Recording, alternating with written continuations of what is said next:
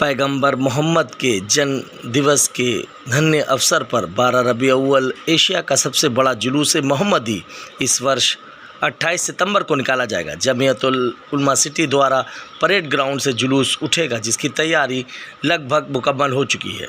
इस साल जुलूस मोहम्मदी का 111वां जुलूस होगा। जमीयत उलमा उत्तर प्रदेश के उपाध्यक्ष मौलाना अमीनुल हक अब्दुल्ला कासमी ने प्रेस वार्ता के दौरान बताया कि वर्ष 1913 में आज़ादी की लड़ाई का आंदोलन ज़ोर शोर से चल रहा था, तब जुलूस मोहम्मदी निकालना शुरू हुआ। इस जुलूस के माध्यम से कानपुर शहर के मुसलमान और हिंदुओं सहित सभी धर्म के लोगों ने इसमें शामिल होकर आपसी ताकत का प्रदर्शन किया था और अंग्रेज़ों के होश उड़ा दिए थे। उन्होंने बताया कि अंग्रेज़ों ने सांप्रदायिक दंगों की रणनीति का खेल खेलना शुरू किया।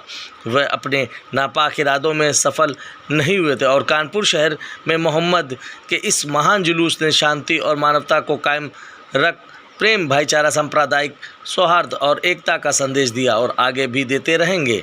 उन्होंने कहा कि जुलूस मोहम्मदी में इस बार लाउडस्पीकर और डीजे का इस्तेमाल नहीं किया जाएगा। उन्होंने मुस्लिम आवाम से अपील करते हुए कहा है कि जुलूस में शामिल होने के लिए साफ़ स्वच्छ कपड़े, सर पर टोपी और सुगंध लगाकर ही जुलूस में शामिल हों।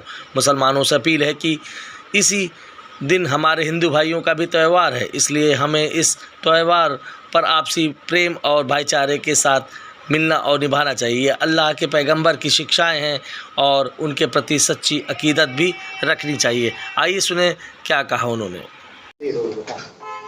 जैसा कि हम सब जानते हैं कि आने वाली 28 सितंबर को जो इस्लामी महीने रबीउल अव्वल की 12 तारीख है, उसमें रजबी ग्राउंड परेड से दोपहर 1 बजे एशिया का सबसे बड़ा, सबसे पुराना जुलूस मोहम्मदी निकाला जाएगा।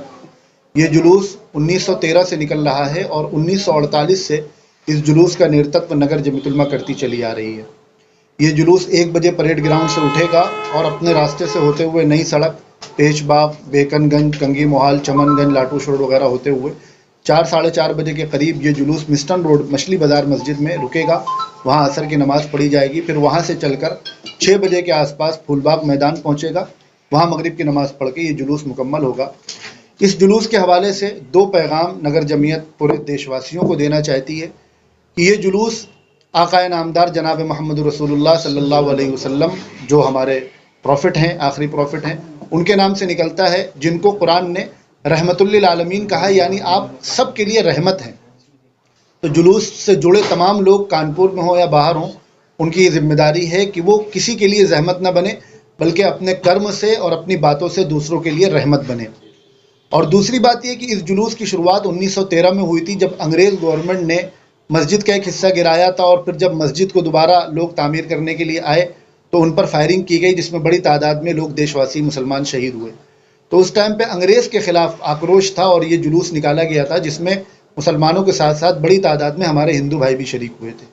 तो आज जो देश के वर्तमान हालात हैं, उसमें ये जुलूस सिर्फ कानपुर को नहीं, पूरे प्रदेश और देश को ये मैसेज दे रहा है कि इस देश के लोग एक साथ रह रहे हैं, एक साथ रहेंगे और आपसी भाईचारे को ही मिलकर आगे बढ़ाएंगे।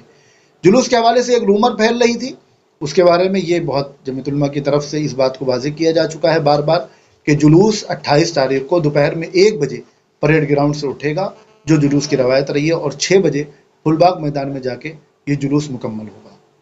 जुलूस वाले दिन हमारे हिंदू भाइयों का भी त्यौहार है। उस हवाले से हमारा ये मैसेज है कि जुलूस में शामिल होने वाले तमाम लोग इस बात का ख्याल रखें कि हमारे किसी भी अमल से किसी के लिए कोई तकलीफ़ का सबब न बने, किसी के लिए जहमत ना हो, और इस अंदाज से हम शामिल हों कि हमारा जुलूस भी गुजर जाए और सुकून के साथ हिंदू भाई भी अपने त्यौहार मना लें। साथ ही हम अपने हिंदू भाई जो हमारे भाई हैं, उनसे भी हम ये अपील करेंगे, ये गुजारिश करेंगे कि वो अपने त्यौहार में जैसे रंग खेलना या दीगर चीज़ें, इसका ख्याल रखें जो दूसरों के लिए किसी भी नौइयत से तकलीफ़ का सबब न बने।